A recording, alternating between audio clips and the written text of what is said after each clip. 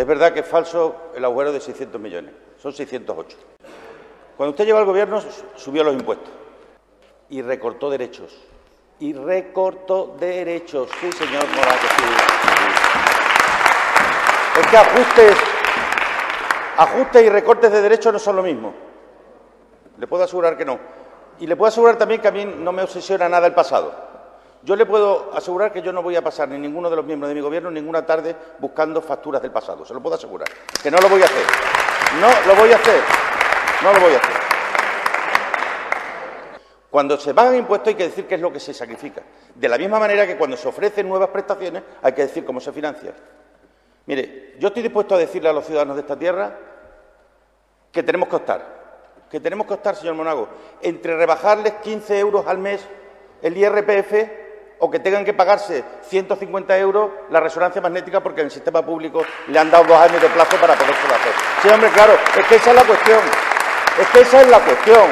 Es que usted bajó impuestos este año o dijo que bajaba impuestos al mismo tiempo que dio la orden a los directores de hospitales de ocultar las listas de espera para que nadie supiera cómo estábamos. Hombre, claro, es que ese es el problema. Ese es el problema. Yo no le voy a destrozar la vida a ningún extremeño, señor Monago.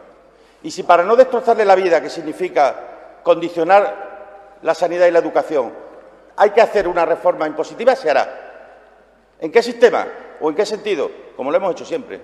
Progresivo, que paguen más los que más tienen, para que puedan recibir más los que más lo necesitan, señor Monago.